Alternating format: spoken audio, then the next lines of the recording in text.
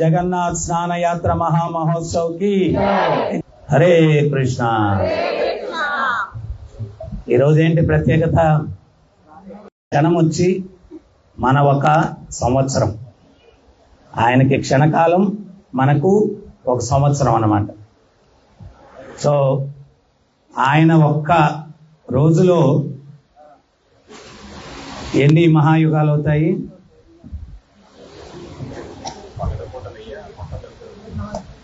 1000 మహాయుగాలు ఒక్క రోజులో అవుతాయి. రాత్రి మళ్ళా 1000 మహాయుగాలు అన్నమాట. బ్రహ్మ యొక్క 50 సంవత్సరాల వయసు వరకు నీలాచల పర్వతం మీద నీలమాధవుడు అనే విగ్రహంతో భగవంతుడు పూజింపబడతాడనమాట. ఏ విగ్రహంతో?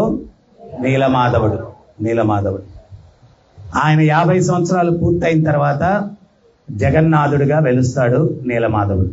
బ్రహ్మ యొక్క 50 సంవత్సరాల వయసు అయిన తర్వాత 51వ సంవత్సరం నుంచి నీలాచల పర్వతం మీద జగన్నాథుడిగా భగవంతుడు వెలుస్తాడు. దానికి ముందు నీలమాధవుడిగా ఉంటాడనమాట. మీ అందరికీ తెలుసు, చాలాసార్లు విన్నారు జగన్నాథుడికి ఆ రూపం ఎందుకు వచ్చింది అని. మహాభావావేశావతారం.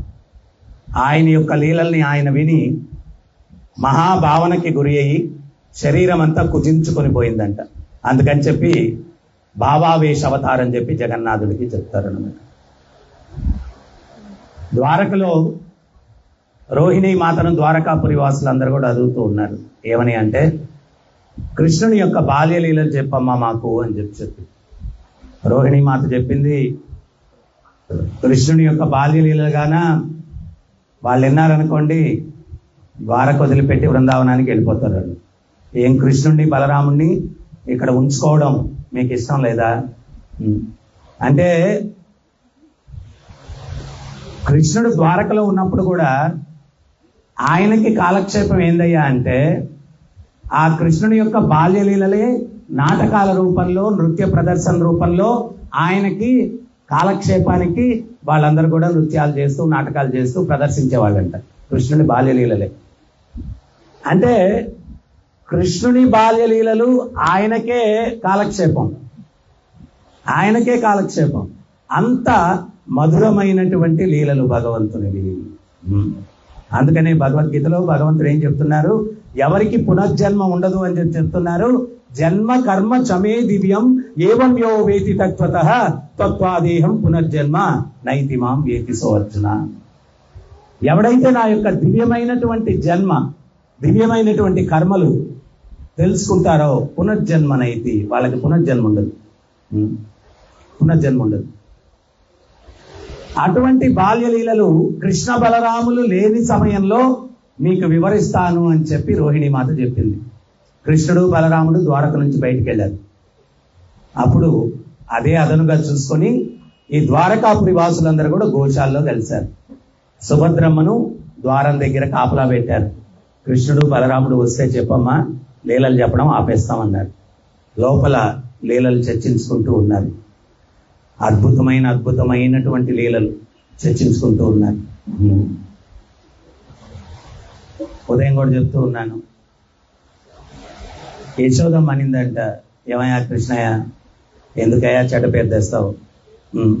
నిన్ను చోరు చక్రవర్తి, చోరుల్లోకి చక్రవర్తి అంటున్నారు నిన్ను అందరూ. అప్పుడు కృష్ణుడు, అమ్మ నా తప్పే ఉందే, అటువంటి వంశంలో పుట్టాను నేను అన్నాడు. ఏంటో అటువంటి వంశంలో పుట్టడం ఏంటి అనిందంట యశోదమ్మ. అమ్మ నీకు గుర్తుందో గుర్తులేదో, మీ తాతగారి పేరేమన్నా గుర్తుంటే చెప్తావు అన్నాడంట. ఆమె ఏదో చెప్పిందంట. వాళ్ళ తాతగారి పేరు చెప్పమ్మా అన్నాడు. చెప్పి వాళ్ళను చూసావా అన్నాడంట. చూడలేదురా, పేర్లు మాత్రం విన్నాను. వాళ్ళ తాతగారి పేరు చెప్పమ్మా అన్నాడు. వాళ్ళ తాత ముత్తాత యొక్క పేరు చోర్ ఠాకూర్ ఏదో అంట. సో నేను ఆ చోర్ ఠాకూర్ వంశం నుంచి నేను వచ్చాను, మరి ఇంకా చోర్ చక్రవర్తి అనిపించుకోకపోతే ఇంకేమని అనిపించుకుంటాను. సో ఈ రకంగా రకరకాలైనటువంటి చమత్కారమైనటువంటి యశోదమ్మ అంటుందంట, అరే కన్నయ్య, ఈ కుండ వెన్న కుండ ఎందుకు పగలగొట్టావు నువ్వు అనిందండి. ఎందుకు పగలగొట్టావంటే, ఇదేంటిది, అబాండాలు నా మీద వేసేస్తారేంటి, నేను ఎప్పుడు పగలగొట్టాను? మీ కాళ్ళకి ఎంత పెద్ద గజ్జలు వేసుకున్నారు, ఆ పొయ్యి మీద పాలు పొంగిపోతున్నాయని చెప్పి ఆతృతతో పరిగెత్తి వెళ్తూ ఉంటే ఆ కాళ్ళకి వేసుకున్న లావుపాటి గజ్జలు ఆ కొండకి తగిలి పగిలిపోతే నా మీద వేసేస్తారు అబాండం. ఎంత అధ్యాయం ఇది. ఆ కోతుల్ని ఎవరు లోపలికి పంపించారు? నాకేం తెలుసు, తలుపులు నువ్వే కదా తెరిచావు, అవి వచ్చాయి. మరి వాటిని ఎవరు తినిపించారు? వాటికి వెన్న ఎవరు తినిపిస్తున్నారా అనిందంటే యశోదమ్మ.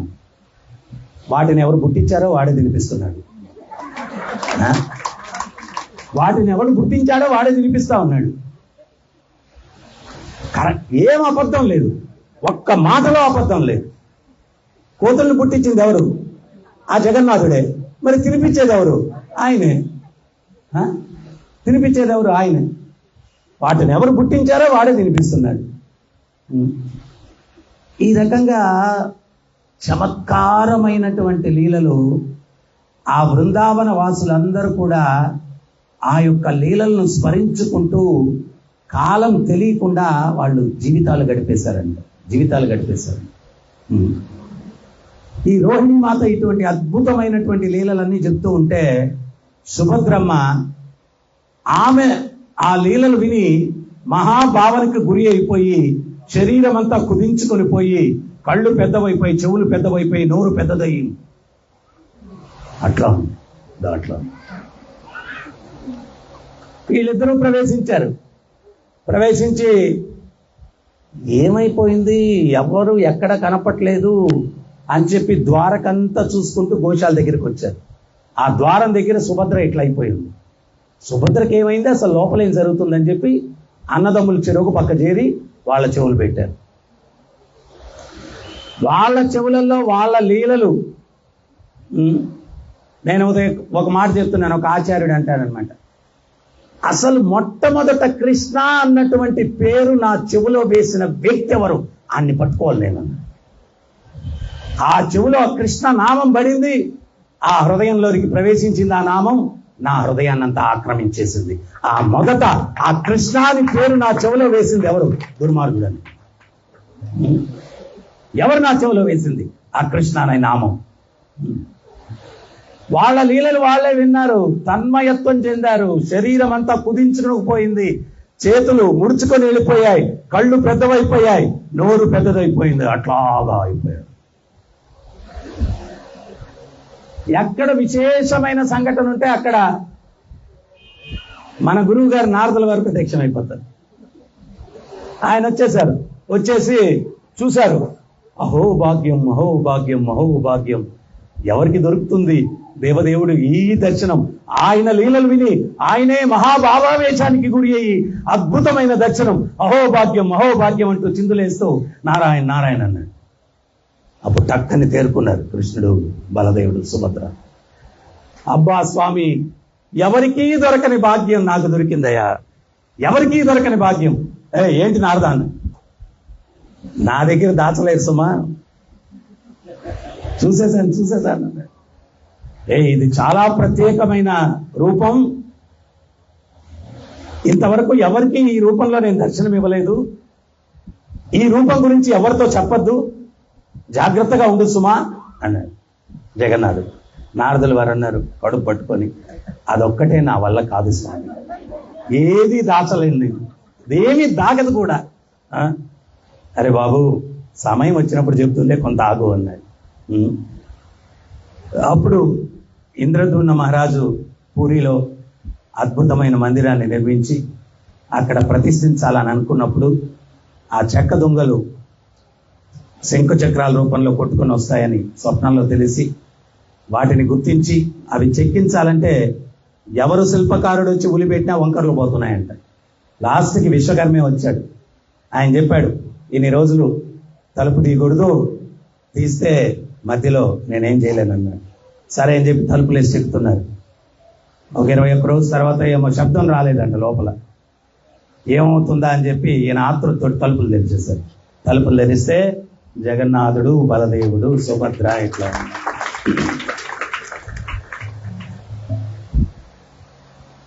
ఇంద్రద్యుమ్నుడు విలపిస్తున్నాడు, అరే నేనెంతో ఆశతో ఎంతో అద్భుతంగా భగవంతుణ్ణి ప్రతిష్ఠించాలనుకుంటే ఈ మొండి చేతులేంటి, ఈ రూపం ఏంటి, ఇట్లాగెట్లాగా అని విలపిస్తూ ఉంటే అప్పుడు నారదులు వారు వచ్చారు. వచ్చి ద్వారకలో జరిగిన వృత్తాంతం అంతా కూడా ఇంద్రద్యుమ్న మహారాజుకి చెప్పి, ఇది ఆ జగన్నాథుని యొక్క సంకల్పం అయ్యా, ఇదేమీ సామాన్యం కాదు, ఈ రూపాలు సామాన్యం కాదు, ఆయన యొక్క లీలలను ఆయనే విని మహాభావావేశంలో ఆయన ఈ రకంగా నాకు దర్శనం ఇచ్చాడు. పూరీ క్షేత్రంలో ఈ రూపాల్లో ఆయన ప్రతిష్ఠితమై భక్తుల్ని అనుగ్రహించాలన్నటువంటి సంకల్పంతో ఇట్లా అవతరించాడు, నువ్వేం కలత చెందొద్దు అని చెప్పాడు.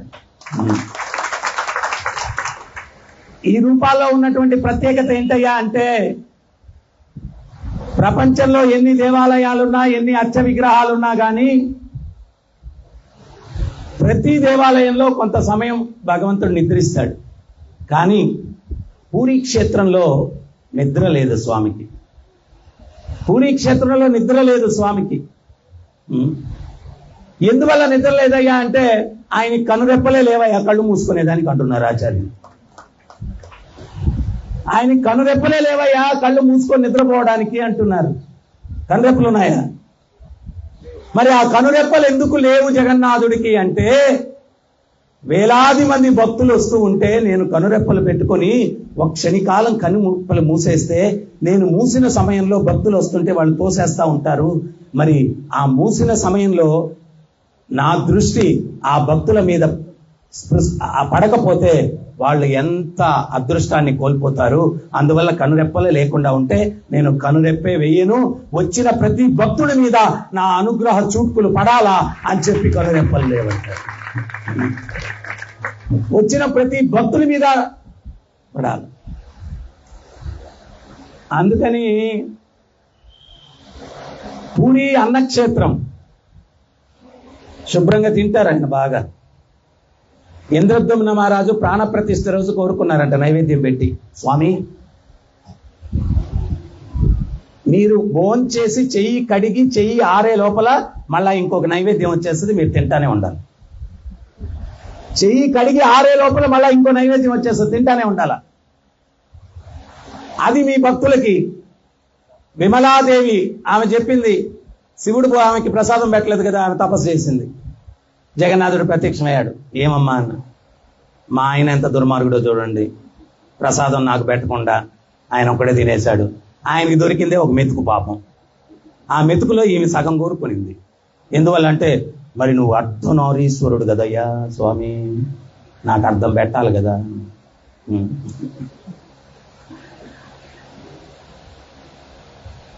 జగన్నాథుడు చెప్పాడంట, నాకు ఇక్కడ చెప్పని పోగ నైవేద్యం అవుతుంది, నా దగ్గర నుంచి నేరుగా నీ దగ్గరికే వస్తుందమ్మా, నువ్వు తపస్సు మానేసేయాలి. బానే ఉంది. నాకొక్కడికే కాదు నా పిల్లలకు కూడా కావాలనిందంట విమలాదేవి. జగన్నాథుడు అనుకున్నాడంటే, ఇద్దరే కదా ఈమెకి పిల్లలు, గణేషు కార్తికేయుడు, ఇద్దరికి ఏముందిలే పంపించేస్తానన్నాడంట.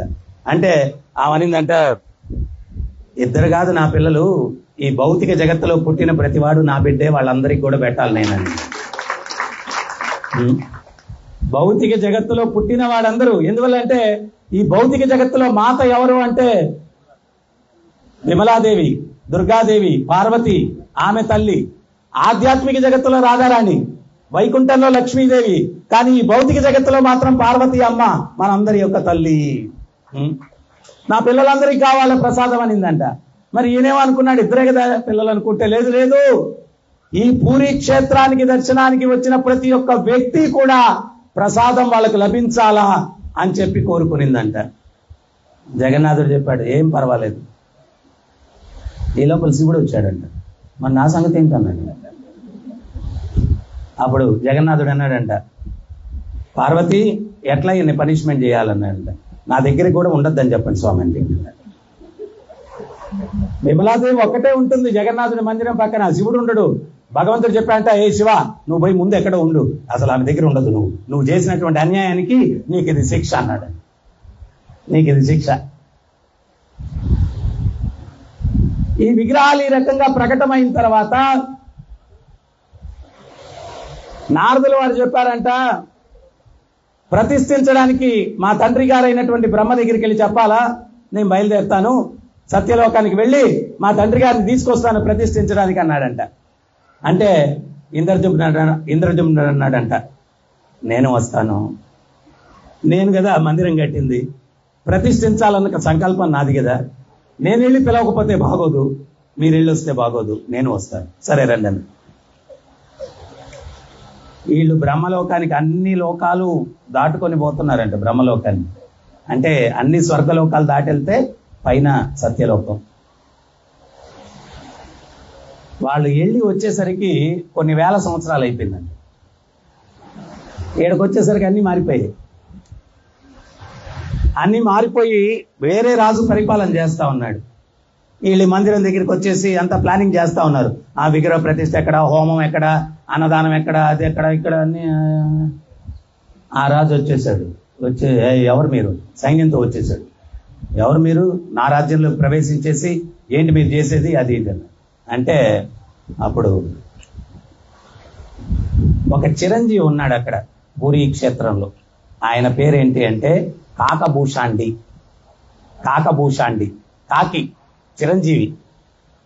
ఆ కాకభూషాండి రామాయణం గరుత్మంతుడికి చెప్పాడనమాట. మొత్తం రామాయణం అంతా కంఠోపాఠంగా చెప్పగలిగినటువంటి మహారామభక్తుడు కాకభూషాండి. ఆయనకి మొత్తం చరిత్ర తెలుసు.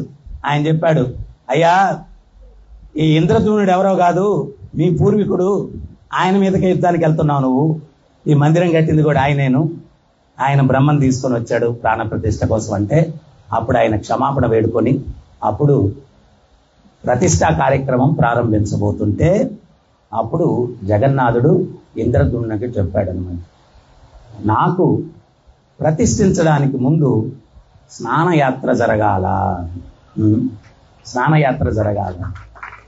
అప్పుడు జగన్నాథుని యొక్క ఆదేశాల మేరకు అక్కడ పూరీ క్షేత్రంలో ఒక బంగారు బావి ఉంటుందన్నమాట. బంగారు బావి. ఆ బంగారు బావిలో నుంచే నీరు తీసుకొని వచ్చి జగన్నాథునికి అభిషేకం చేస్తారు. రోజు అభిషేకం జరుగుతుంది జగన్నాథుడికి, సంవత్సరంలో ఒకరోజు కాదు.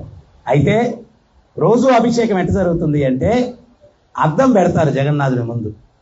ఆ అద్దంలో ఆయన మూర్తి కనిపిస్తుంది కదా, ఆ అద్దం మీద నీళ్లు పోస్తారు అభిషేకం. అట్లా రోజు అభిషేకం జరుగుతుంది.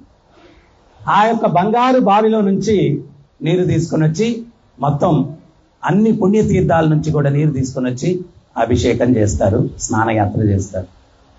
ఆ స్నానయాత్ర అయిన తర్వాత ఎండాకాలం కదా, చల్లటి నీళ్లతోటి స్నానం చేయించేసరికి స్వామికి కొంచెం చలి జ్వరం వస్తుందన్నమాట.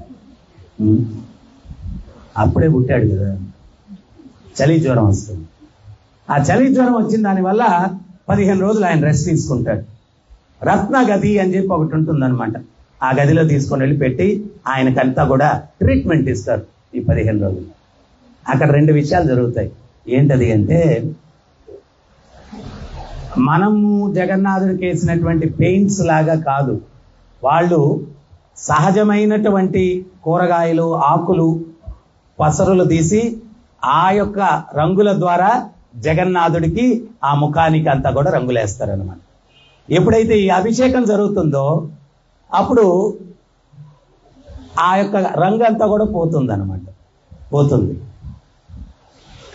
ఆ రంగు పోయినప్పుడు ఈ 15 రోజులు ఒక్కొక్కరు బృందం 2 రోజులు ప్రాసెసింగ్ ద్వారా మొత్తం రంగులు వేస్తారనమాట. ఆ రంగులు పోయింది మనకు కనపడకుండా ఉండాలా అని చెప్పి స్నానయాత్ర జరగంగానే ఆయనకి గజముఖాలు పెడతారనమాట జగన్నాథుని. ఆ గజముఖాలు పెట్టడానికి కూడా చరిత్రలో వేరే కారణాలు ఉన్నాయి. ఒక పండితుడు ఒక ఆయన పూరీ క్షేత్రానికి వచ్చాడంట. వచ్చి ఆ రాజు జగన్నాథుడు దర్శనం చేయమంటే నేను గణేష్ భక్తుడిని, గణేశుడిని తప్పించి ఇంకెవరిని చూడను అన్నాడంట. ఈ రాజు లేదయ్యా జగన్నాథుడు అన్నిటికీ మూలం అంటే ఆయన ఏం లేదంటే వెళ్ళిపోతున్నాడంట. అప్పుడు జగన్నాథుడు పిలిచాడంట, రావయ్య రా, ఇట్రా, నీ గణేశుడి రూపంలో నేను దర్శనం ఇస్తానని చెప్పి గణేశుడి రూపంలో దర్శనం ఇచ్చాడంట ఆ పండితుడు. అదొక కారణం అని చెప్తారు. సో ముఖ్యంగా ఏంటి అంటే రంగంతా కూడా పోతుంది. ఈ 14 రోజులు కూడా రెండు రోజులకి ఒక్కొక్క లేపనం వేసి 14 రోజులు ఆ యొక్క రంగంతా కూడా వేస్తారంట. ఈ రంగులు ఇవన్నీ అయిన తర్వాత ఆయన తర్వాత రథయాత్రకి సిద్ధమవుతాడనమాట. రథయాత్రకి ఆయన పాల్గొనడం జరుగుతుంది. ఈ 15 రోజులు పూరిలో ఉన్నటువంటి విశేషం ఏంటి అంటే సాంప్రదాయ పరంగా జగన్నాథుడికి మంగళారతి సమయంలో ఒకరు డప్పు కొడతారు. ఆ కుటుంబమే డప్పు కొడుతుంది, ఇంక వేరే ఎవరు ఆ దాంట్లోకి వెళ్ళడానికి లేదనమాట.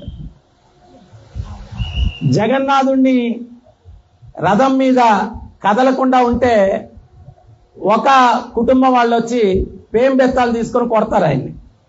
ఏయ్ జగన్నాథ్, హంసే మత్ కేలో, చలో బృందావన్ చలో, ఉదర్ కేలో, హంసే మత్ కేలో, మాతో ఆటలాడద్దు, నువ్వు బృందావనం పోయి ఆడు, ఇక్కడ కాదు నీ ఆటలు, చలో నడు నడు నడు. నేను నిన్న కూడా చెప్తున్నాను ఈవినింగ్ క్లాస్లో, నేను నేపాల్ ముక్తినాథ్కి వెళ్తే అక్కడ ముక్తినాథ్లో జంషం అనే ప్లేస్కి రాజు అంట ఆయన. వాళ్ళ ఇంట్లో నేను విడిదున్నాను దర్శనానికి వెళ్ళినప్పుడు. ఆయన జగన్నాథ్పురికి దర్శనానికి వచ్చాడంట. ఆయన ఎంత కోపంగా చెప్తున్నాడంటే, మేమెంతో ప్రేమతో జగన్నాథుడి దర్శనానికి వస్తే కర్రలతో కొట్టి డబ్బులు అడిగారు మమ్మల్ని, ఎంత దుర్మార్గం అది, మేము ఇక్కడ ముక్తినాథులు అట్టేమని అడుగుతామా, అది ఇదని చెప్పి అన్నాడు. నేను చెప్పాను, అయ్యా దాని వెనకాల చరిత్ర కానీ తెలిస్తే నువ్వు ఇప్పుడు ఆనందపడతావు, మళ్ళా బరిగిస్తావు నువ్వు కొట్టించుకునేదానికన్నాను. ఏమన్నాడు, ఆ కర్రలు మామూలు కర్రలు కాదు, రథయాత్ర జరిగేటప్పుడు తమాషాగా ఆయన మొండికేస్తాడు కదలకుండా. ఆ కదలకుండా మొండికేయడానికి కూడా ఏదో కారణం ఉంటుందంట. ఆచార్యులు ఏం చెప్తారంటే, ఆయనకి ఇష్టమైన భక్తుడు ఎక్కడో దారిలో ఆలస్యం అవుతుందంట రావడానికి. ఆయన నేను మళ్ళా లోపలికి మందిరంలోకి వెళ్ళిపోతే రథం మీద దర్శనం చేయలేడని చెప్పి ఆ భక్తుడు వచ్చేంత వరకు కూడా ఈయన వెయిట్ చేస్తాడంట. ఇది జనాలకు అర్థం కాక రథం లాగుతుంటే కదలట్లేదు, లాగుతుంటే అది ఒక్క భక్తుడైనా కానీ ఆయనకి ప్రియమైనోడైతే ఆగిపోతాడంట. ఎన్ని వేల మంది లాగినా కానీ కదలడంట, ఎన్ని వేల మంది లాగినా కానీ కదలడంట. సో భక్తుల హృదయాలు, భగవంతుని హృదయాలు, వాళ్ళ బాంధవ్యాలు, వాళ్ళ అండర్స్టాండింగ్, వాళ్ళ ఒప్పందాలు మనకు తెలియదు. మనం అన్నీ అర్థం చేసుకోవాలంటే మన బుర్ర పగిలిపోతుంది. వాళ్ళ మధ్యలో ఏమేమి ఉందో. అందుకనే కదా రామానుజుల వారు వెళ్ళారు, అక్కడ ఎంగిలి ఉండదు జగన్నాథ్పురిలో. శాస్త్రాలు ఏం చెప్తున్నాయంటే, కుక్క నోటిలో ఉన్నటువంటి జగన్నాథుడి ప్రసాదాన్ని కూడా ఉత్తమ బ్రాహ్మణుడు కూడా దాని నోట్లో నుంచి తీసుకొని తినచ్చంట, ఎంగిలి లేదంట. ఆ ప్రసాదం అంత విశేషమంట. శునకం యొక్క నోటిలో ఉండే ప్రసాదం జగన్నాథుని ప్రసాదం. ఉత్తమ పండితుడు బ్రాహ్మణోత్తముడు కూడా దాన్ని తీసి మనం తినొచ్చంట, ఎంగిలి లేదు అక్కడ. రామానుజుల వారు వచ్చారు, వచ్చి ఏంటి వీళ్ళు అసలు ఒక పద్ధతి లేదు, పాడు లేదు, ఏం లేదు, భగవంతుడు అంటే ఏమనుకుంటున్నారు వీళ్ళు. మీరు రథయాత్రలో చూడొచ్చు, రథం కదిలిపోతా ఉంటే ఒక పాండా వచ్చి జగన్నాథుడు భుజం మీద చేయి పెట్టి నిలబడుకొని ఉంటాడు. అదే మనం వేరే దగ్గర స్వామితోటి అట్లుండేదానికి అవుతుందా? ఆ భుజం మీద చేయి పెట్టేసి నిలబడుకుంటాడు. ఇంకో పాండా ఇట్లా ఆనుకునేదానికి కుర్చీలాగా ఆయన ముందు కూర్చొని ఆయనకి ఇట్లా ఆనుకొని కూర్చుంటాడు. రామానుజాచార్యులు వారు ఇదేంటిది, వీళ్ళకి అసలు పద్ధతి పాడు తెలియదు అని చెప్పి ఆ పూజారులందరినీ పిలిచి హెవీ క్లాస్ అంట. నీకు అసలు ఆచారం పద్ధతి ఏమన్నా తెలుసంటాయా? వాళ్ళందరూ గడగడగడ ఉడికిపోయారంట. ఎందువల్లంటే ఒక్కొక్క దగ్గర ఒక్కొక్క భక్తి భావనలో అన్ని జరుగుతూ ఉంటాయి. మనం ఉదాహరణ చూస్తే సనాతన గోస్వామి రాధా మదనమోహనం చౌబే అనే ఒక బ్రాహ్మణుడి ఇంట్లో ఉంటారు. ఆ మదనమోహనుడిని వాళ్ళ కుటుంబ సభ్యులు ఎట్లా చూసుకుంటారంటే, వాళ్ళు ఏదో తింటా ఒక చపాతీ తీసి, మదనమోహన్ తొడకాలే కొంచెం నువ్వు తిను ఏంది వాళ్ళు తింటా. అట వాళ్ళ కుటుంబంలో ఒక సభ్యుల్లాగా ఈయన సనాతన గోస్వామి వెళ్ళాడు. వెళ్ళి చూసి ఇదంతా వాళ్ళందరినీ పిలిచి ఫుల్ క్లాస్ అనమాట. ఏమంటే ఇట్ట మీరు పెట్టేది, ఆయనకి నైవేద్యం పెట్టాలంటే ఇదం స్వాగతం, ఇదం ఆసనం ఆచమనీయం, అర్ఘ్యం సమర్పయామి ఆచమనీయం, ఈ పద్ధతులన్నీ ఉన్నాయి. అవన్నీ కాకుండా మీరు తింటా మధ్యలో పెడతారా ఏంటిదని చెప్పి డామ్ డూమ్ అని హెవీ క్లాస్ అంట. వీళ్ళు మరుసటి రోజు నుంచి మదనమోహన్ చూసి మదనమోహన్ ఈ ట్రా కొంచెం పెట్టండి, ఆయన చెప్పాడు మేము పెట్టాం. వీళ్ళు భయపడిపోయారంట, ఎవరు దగ్గరికి కూడా వెళ్ళట్లేదు మదనమోహనుడికి. ఆ రోజు స్వప్నంలో సనాతన గోస్వామి స్వప్నంలో మదనమోహనుడు వచ్చేసి నేనేదో ప్రశాంతంగా వాళ్ళ కుటుంబంలో ఒక సభ్యుడిలాగా ఉన్నాను, నువ్వు వచ్చి ఏదేదో చెప్పావు, నన్ను ఇప్పుడు అంటరా నన్ను చూసినట్టు చూస్తా ఉన్నారు, ఎవడో దగ్గరికి రావట్లేదు, ఏమీ పెట్టట్లేదు నాకు, అసలు నన్ను ఏదో పురుగును చూసినట్టు చూస్తున్నారు, ఇంకా నేను అక్కడ ఉండలేను, నువ్వు నన్ను తీసుకొచ్చుకోరు. భలేవాళ్ళు స్వామి, మీరు ఏదో ఆచారాలు పాటించట్లేదని తెలియపరచాలని చెప్పాను, నేను ఎక్కడ ఉంటానో నాకే తెలియదు, రోజుకో చెట్టు కింద పడుకుంటా, మిమ్మల్ని తెచ్చి నేనేం చేయమంటావు, నేను దేను, మీరు అక్కడే ఉండను అన్నాడు. అంటే అందుకనే ఎవరన్నా ఒక ఆచార్యుడు ఒక విగ్రహాన్ని ప్రతిష్ఠించి ఒక మంగళాశాసనం చేసి ఆయన యొక్క శక్తి కొద్దీ ఈ రకంగా అందుకనే చూడండి, ఒక దేవాలయంలో ఒక నైవేద్యం ప్రత్యేకత ఉంటుంది, ఇంకో దేవాలయంలో ఇంకో నైవేద్యం ప్రత్యేకత ఉంటుంది. ఒక దేవాలయంలో అప్పుడు ఉన్నటువంటి ఆచార్యుని యొక్క సంకల్పం ప్రకారం ఉత్సవం ఒక రకంగా ఉంటుంది, ఇంకో దేవాలయంలో ఉత్సవాలు ఇంకో సమయంలో జరుగుతాయి. సో ఇవన్నీ అక్కడ భక్తుల యొక్క వాళ్ళ యొక్క మొదట స్థితిని బట్టి వాళ్ళు అవన్నీ ఏర్పాటు చేసుకుంటారు. మధ్యలో మనం ఇంటర్ఫైర్ అయిపోయి ఏదేదో చేసామంటే అది చాలా అపరాధం అవుతుంది అనమాట. రామానుజులు వారు చేసేసరికి వీళ్ళందరూ పాండాస్ అందరూ వెళ్ళి రాత్రి జగన్నాథుడితో చెప్పుకున్నారు, స్వామి ఆయన ఎవరో ఆచార్యుడు అంట దక్షిణ భారతదేశం నుంచి, ఇట్టు ఉండకూడదు అట్టు ఉండకూడదు అది ఇది ఏదేదో చెప్పాడు, మాకు ఇప్పుడు ఏం అర్థం కావట్లేదన్న. అప్పుడు జగన్నాథుడు అన్నాడు, మీరేం కలత చెందొద్దు, మీరు గమ్ముగా ఉండండి, రేపు ఉదయానికి ఆయన ఇక్కడ ఉండడం అన్నాడు. గరుత్మంతుని పిలిచి చెప్పాడంట, ఆయన తీసుకెళ్లి కూర్మక్షేత్రంలో వదిలి అన్నాడంట. కానీ మాయాపూర్ మహాత్మ్య వీటన్నిటిలో కూడా ఏం చెప్తారంటే, ఆయన కూర్మక్షేత్రానికన్నా ముందు ఆయన మాయాపూర్కి తీసుకెళ్లారంట. అక్కడ చైతన్య మహాప్రభు యొక్క అనుగ్రహం వల్ల ఈ యొక్క అచింత్య భేదాభేద తత్వం అది వంట పట్టిన తర్వాత అప్పుడు తీసుకొచ్చి కూర్మక్షేత్రంలో వదిలారంట రామానుజాచార్య. సో అట్లాగా అక్కడ ఏంటి అంటే ఒక్కొక్క సేవ చేయడానికి ఒక్కొక్క కుటుంబం అన్నమాట. ఈ 15 రోజులు నీలాచల పర్వతం మీద శబర జాతి ఎవరైతే ఆ నీలాచలుని సేవించుకుంటూ ఉన్నారో వాళ్ళు ప్రత్యేకంగా ఈ 15 రోజులు ఆ శబర జాతి వాళ్ళు ఈ 15 రోజులు పూజిస్తారనమాట. జగన్నాథుని ఈ 15 రోజులు పూజిస్తారు. సో ఈ రకంగా ఈ 15 రోజులు ఆయన అన్ని సిద్ధమయ్యి స్నానయాత్ర తర్వాత ఆయనంతా బ్రహ్మాండంగా రెడీ అవుతారు. రెడీ అయిన తర్వాత ఆయన రథారూఢుడు అవుతాడనమాట. రథం మీదకి ఎక్కి రథయాత్ర ఉత్సవం అన్నటువంటిది జరుగుతుంది. సో ఇది ఈ స్నానయాత్ర యొక్క ముఖ్య ఉద్దేశం. ఈ రథయాత్ర కూడా 2 నిమిషాలు చెప్పేసి మళ్ళా ఎంతమందికి మళ్ళా వినే అవకాశం ఉంటుందో లేదో. ఈ యొక్క కురుక్షేత్ర యుద్ధం తర్వాత, సూర్యగ్రహణం తర్వాత కృష్ణుడు, బలదేవుడు, కుటుంబ సభ్యులు, దేవకీ వసుదేవులు, ఉగ్రసేన మహారాజు అందరూ వచ్చారంట. వస్తే ఈ విషయం బృందావన వాసులకు తెలిసింది. వాళ్ళందరూ కూడా ద్వారకంటే దూరము వెళ్ళలేము, కురుక్షేత్రం దగ్గర కదా, అక్కడికి వెళ్ళి చూద్దాం స్వామిని అని చెప్పి బయలుదేరారండి. అది చాలా పెద్ద కథ. బయలుదేరితే నంద మహారాజ్ దగ్గరికి వెళ్ళి చెప్పారంట, మీరు కొంచెం రిక్వెస్ట్ చేసి బృందావనానికి తీసుకురండి అని. నందబాబా రోజు వెళ్ళేవాడంట. ఆయన వెళ్ళి కృష్ణుని చూడగానే ఎందుకు వచ్చాడో మర్చిపోయేవాడంట. మర్చిపోయి రోజంతా కాలక్షేపం చేసేవాడు. రాత్రి పడుకునేటప్పుడు గుర్తొచ్చేది, కృష్ణ అసలు నేను ఎందుకు వచ్చానో తెలుసా, ఎందుకు వచ్చారు తండ్రి గారు అనేవాడు. నిన్ను బృందావనానికి తీసుకెళ్లాలని అందరూ అప్లికేషన్ పెట్టుకున్నారు, అది నీకు చెప్దామని వచ్చాం, ఏదో నిన్ను చూస్తా మర్చిపోయాను, వెళ్దామా? అప్పుడు కృష్ణుడు, నాన్నగారు చీకటి పడింది కదా, ప్రయాణం కష్టం, అసలు నాకు చీకట్లో ఏం కనపడదు, ఈయనకేం కనపడదు, మళ్ళా దారిలో క్రూర మృగాలు ఉంటాయి, చాలా భయం, వణికిపోతాడు, సింహాన్ని చూస్తే వణికిపోతాడు, పులిని చూస్తే వణికిపోతాడు, ఈ భయాలన్నీ ఉంటాయి. పైపెచ్చి దొంగలు కూడా ఉంటారంట, చోరాగ్రగణ్య, చోరులందరిలోకి అగ్రగణ్యుడు, మళ్ళీ దొంగలు ఉంటారంట. ఇవన్నీ చెప్పేసి నేను రాలేను, ఉదయం వెళ్దాంలే వెలుగున్నప్పుడు. సరే అని అన్నాడు. వాళ్ళందరూ పాపం కాసుకొని కూర్చొని ఉండేవాళ్ళంట. నందబాబా వస్తాడు, వార్త తీసుకొస్తాడు. నందబాబా రాగానే అందరూ కూడా ఎగురుకుంటూ, నందబాబా వచ్చాడు, నందబాబా వచ్చాడు, కృష్ణుడు రేపు వస్తా అన్నాడు. వాళ్ళందరూ కూడా హరి బోల్ హరి బోల్ హరి బోల్. మీరు అనలేరా హరి బోల్? హరి బోల్ హరి బోల్ హరి బోల్. వాళ్ళందరూ కూడా హరిబోల్ హరిబోల్ అని చెప్పి హ్యాపీగా. మరుసటి రోజు సేమ్ తంతు. ఈయన వెళ్ళేవాడు, రోజంతా మర్చిపోయేవాడు. సాయంత్రం అయితే అడిగేవాడు, మళ్ళీ ఆయన భయాలు చెప్పేవాడు. మా పులులు, సింహాలు, దొంగలు, అమ్మమ్మమ్మమ్మ, చీకటి.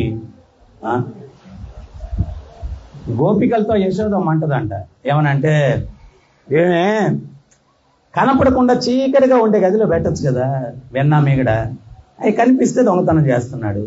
అప్పుడు వాళ్ళు చెప్తారంట, ఏ నక్షత్రంలో పుట్టాడో కానీ ఆ శరీరం నుంచి కోటి సూర్య సమాన తేజస్సు ఎప్పుడు వస్తూ ఉంటుంది. దానికి పైపెచ్చు దగదగ మెరిసేటువంటి వజ్ర వైడూర్యాలు పొదిగిన ఆభరణాలు.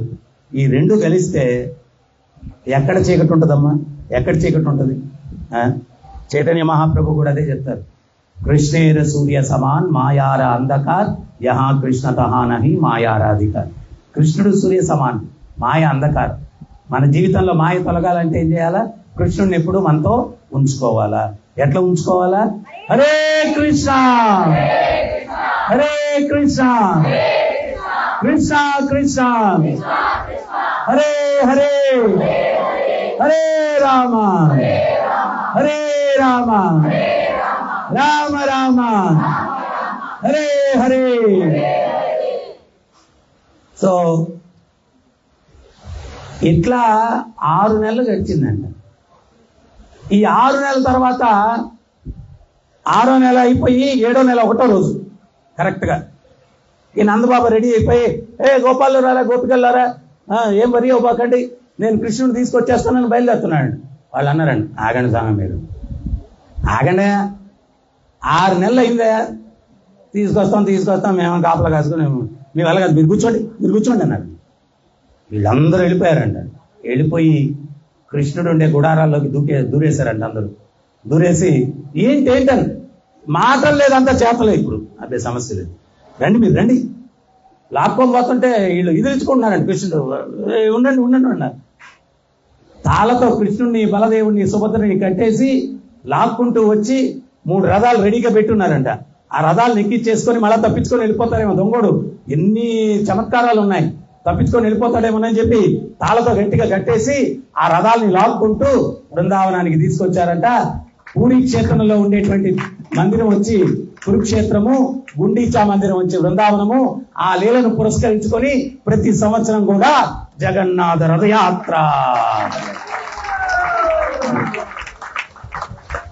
సో ఇది జగన్నాథ రథయాత్ర యొక్క వెనకాల రహస్యం అన్నమాట.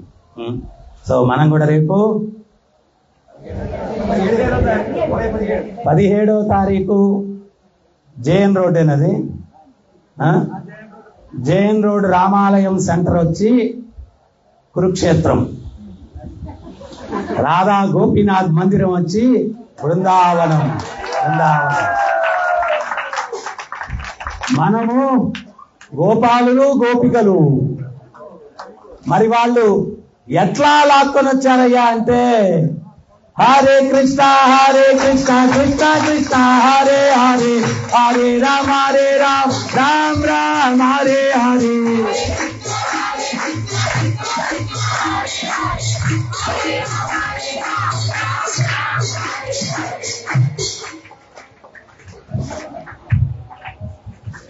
ఆగకూడదు, కంటిన్యూ అయిపోవాలా.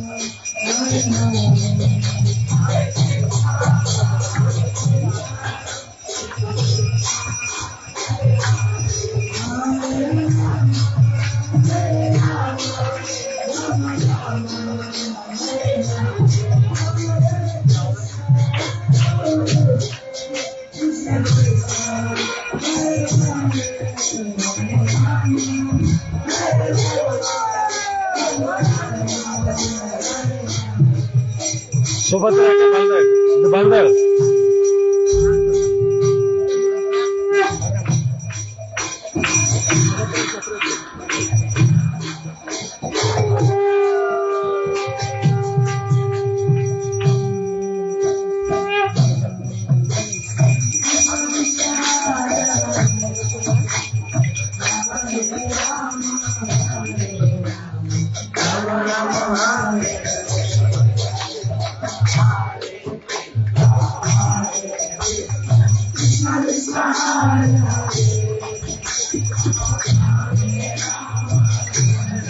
announcement change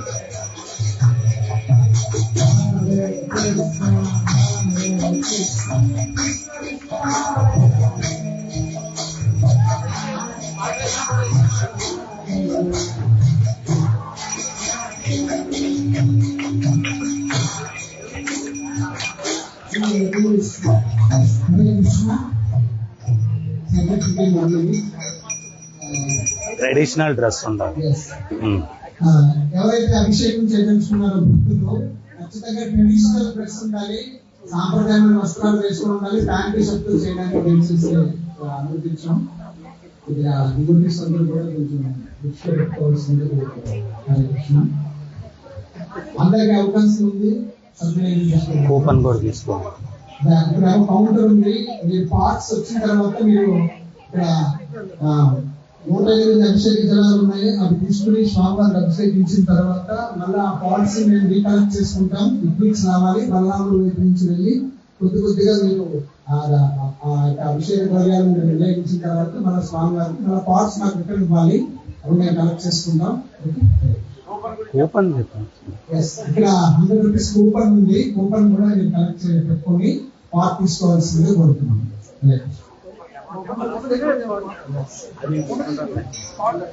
కూపన్ చూపించండి, పార్ట్ ఇస్తారు మీకు.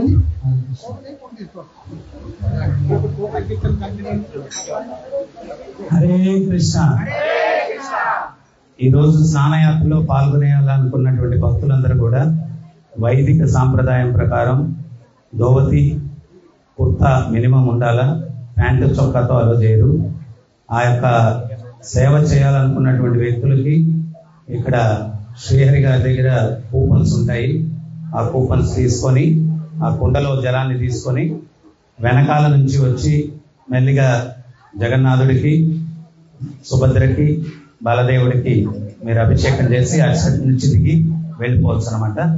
ఈ లోపల కీర్తన జరుగుతూ ఉంటుంది. కుండ హ్యాండ్ ఓవర్ చేయండి, నీళ్లు కూడా మొత్తం పోసేయండి, కొంచెం కూడా మిగల్చద్దు. తర్వాత ఇంకా ఏమన్నా చెప్పాల్సినవి ఉన్నాయా? సో జగన్నాథుడు, బలదేవుడు, సుభద్ర, సుదర్శనకే పోయండి, ఇంకెక్కడ కూడా వేయద్దు వాటర్. ఇంకేమన్నా చెప్పాలన్నా? హరే కృష్ణ. హరాం సంకీర్తన్ కంటిన్యూ కీర్తన్.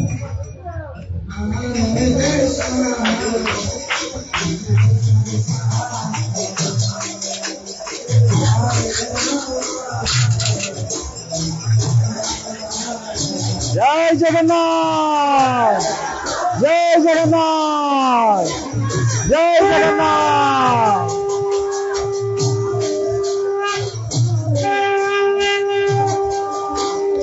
జై జగన్నాథ్, జై జగన్నాథ్, జై జగన్నాథ్, జై జగన్నాథ్, జై జగన్నాథ్, జై జగన్నాథ్, జై జగన్నాథ్, జై జగన్నాథ్, జై జగన్నాథ్.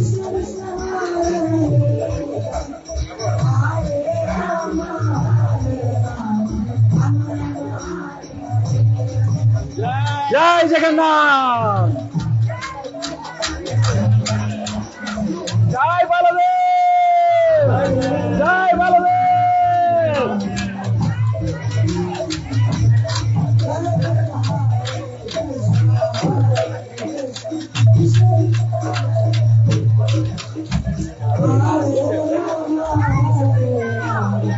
జై సుభద్ర, జై సుభద్ర, జై సుభద్ర, జై సుభద్ర.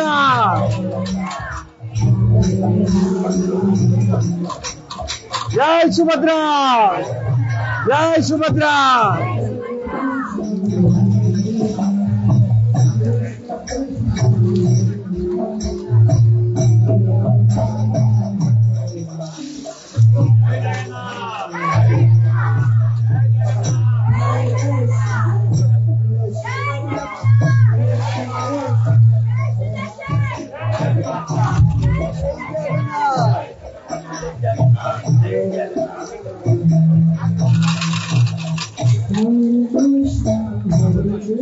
జై సుభద్రమాయ్, జై సుభద్రమాయ్.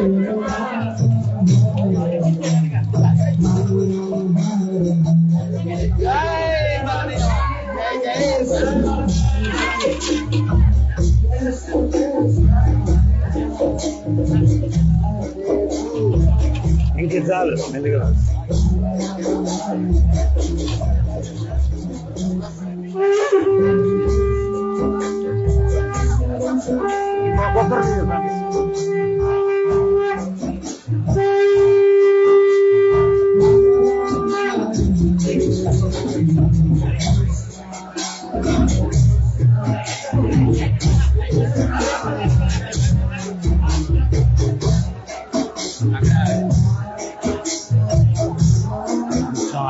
జనాలు లేండి, వెళ్ళండి వెళ్ళండి వెళ్ళండి.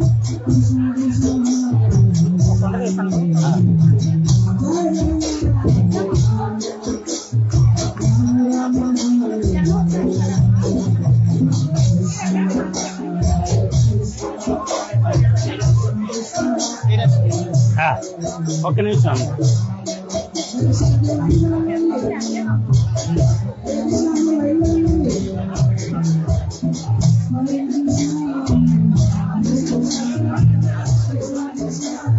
మీరు ఇటు తాకండి, నేను పోస్తాను.